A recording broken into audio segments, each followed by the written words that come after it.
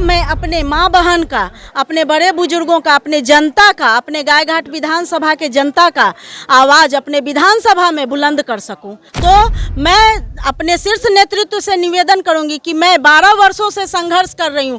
मैं सोना और चांदी की कटोरी में पैदा नहीं हुई हूं, इसलिए मुझे भी एक मौका मिलना चाहिए।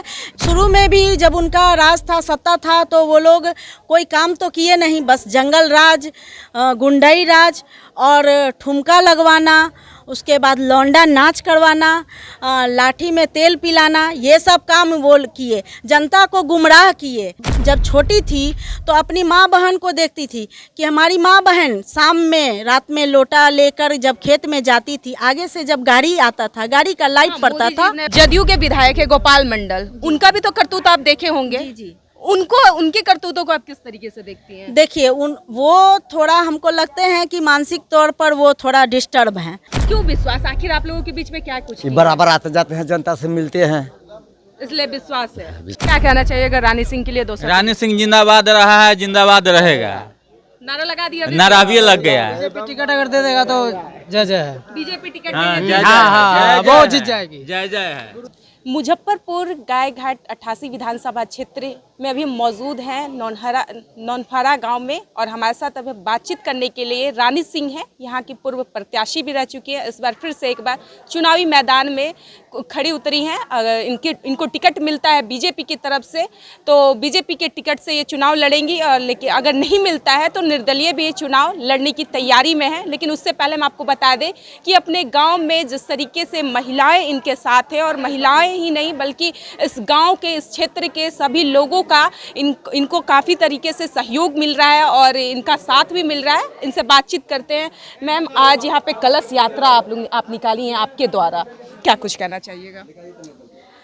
आज हमारे जो बंदरा मंडल के जो नौनफारा पंचायत है, वो राम नाम के गूंज से धन्य हो गई। हमारी यहाँ की जितनी भी माँ बहन हैं, जितने भी हमारे गार्जियन हैं, वो सब राम नाम के ये नाम से गूंज के धन्य हो गए हम लोग।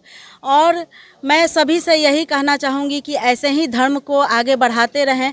धर्म की जय हो, धर्म की विजय हो, और हम लोग धर्म को साथ लेकर आगे बढ़ें और सारे कार्यों का निर्वहन करें। चुनाव की तैयारी में आप जोर शोर से लगी हुई हैं। महिलाएं भी आपके इर्द गिर्द बहुत लोगों का है, सहयोग मिल रहा है। महिलाएं ही नहीं, सबसे हमने बातचीत की तो सभी लोगों का सहयोग मिल रहा है। आखिर आशा क्या की है इन गांव की जनता को?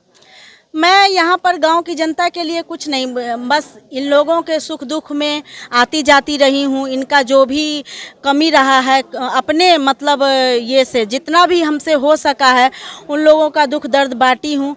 और आगे भी जब मौका मिलेगा, अभी तो मैं एक मतलब कार्यकर्ता हूँ, भाजपा नेत्री हूँ, जितना भी मुझसे सहयोग होता है वो सब मैं सहयोग करती हूँ। जहाँ भी मेरे गार्जियन बोलते हैं कि हाँ दीदी, मेरे युवा भाई कि दीदी यहाँ सहयोग करना है, मेरे बड़े बुजुर्ग बोलते हैं कि हाँ बेटा ऐसा यहाँ पर सहयोग करना है तुमको, तो उस चीज़ को मैं सहयोग करती हूँ, मुझसे जितना हो पाता है। लेकिन मैं आगे शीर्ष नेतृत्व से यही मांग करूँगी कि मुझे भी मजबूत बनाएं, एक मौका दें, जो मैं अपने माँ बहन का, अपने बड़े बुजुर्गों का, अपने जनता का, अपने गायघाट विधानसभा के जनता का आवाज़ अपने विधानसभा में बुलंद कर सकूँ, अपनी उनकी कमियों को पूरा कर सकूँ। बीजेपी की नेत्री आप बता रही हैं कि बीजेपी की नेत्री हैं आप, दमखम के साथ काफ़ी दिनों से, काफ़ी सालों से आप कार्य करता है बीजेपी की तरफ से। क्या लगता है बीजेपी अगर आपको टिकट देती है तो उनके टिकट पे आप चुनाव लड़ेंगी? अगर नहीं मिलता है तो क्या निर्दलीय भी चुनाव लड़िएगा? नहीं, मैं निर्दलीय चुनाव नहीं लड़ूंगी। मैं शीर्ष नेतृत्व का इंतजार करूंगी और शीर्ष नेतृत्व से नम्र निवेदन करूंगी कि सभी को मौका मिला है।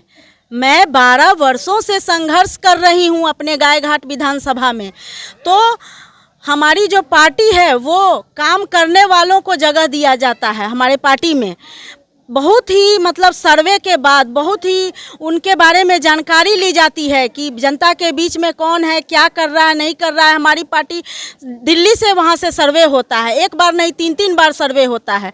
तो मैं अपने शीर्ष नेतृत्व से निवेदन करूँगी कि मैं 12 वर्षों से संघर्ष कर रही हूँ। मैं सोना और चांदी की कटोरी में पैदा नहीं हुई हूँ, इसलिए मुझे भी एक मौका मिलना चाहिए।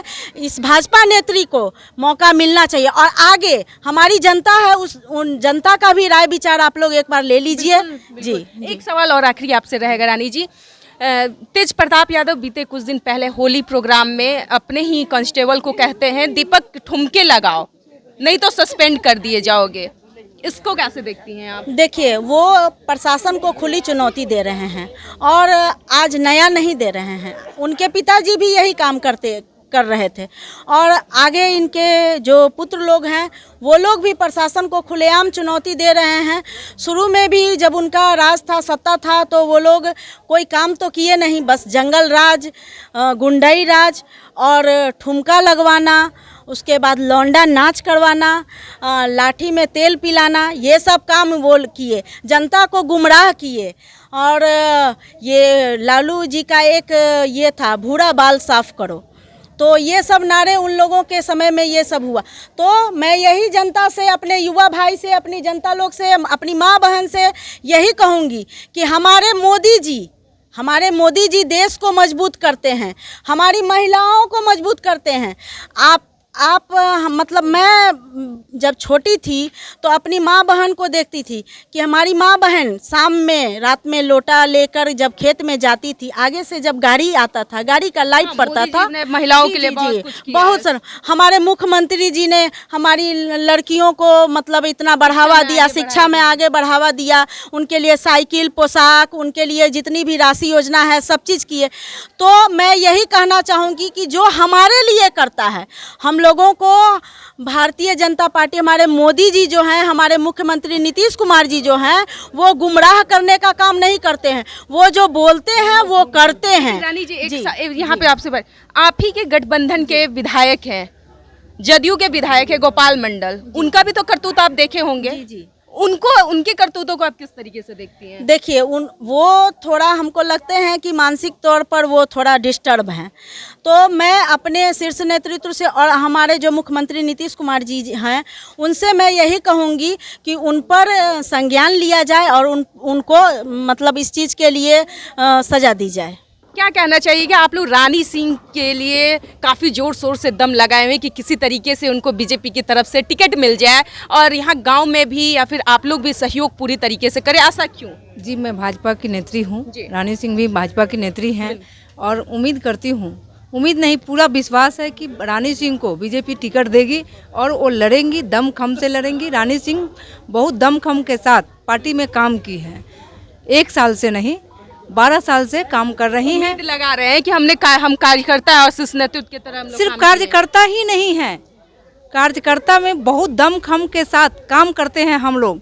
रानी सिंह काम करती हैं तो रानी सिंह को टिकट मिलना चाहिए। हमारे प्रधानमंत्री और हमारे नीतीश कुमार जी कहते हैं कि महिलाओं को हम आगे बढ़ाना चाहते हैं, तो उस माध्यम से महिलाओं को टिकट मिलनी चाहिए। चलिए, महिलाओं को टिकट मिलनी चाहिए। थोड़ा सा जनता से, रानी सिंह कैसी प्रत्याशी अगर आप लोग चुनते हैं तो क्या कहना चाहिएगा? क्या कहना चाहिएगा? आप लोगों का क्या रिस्पेक्ट है? रानी सिंह अगर आप लोगों के क्षेत्र से, गायघाट विधानसभा क्षेत्र से 88 खड़ा होती है तो आप लोग उनका सहयोग करिएगा? करेंगे। बीजेपी से आएंगी तो करेंगे? हाँ, बीजेपी के हम लोग। उनसे कितना उम्मीद है आप लोगों को? किन से? बीजेपी, रानी सिंह जी से पूरा कितना उम्मीद है, पूरा उम्मीद है। अच्छी प्रत्याशी हैं। हाँ, बहुत काम अच्छी करेंगी। काम करेंगी, सबको विश्वास, हर जनता को विश्वास हो रहा है इनके ऊपर।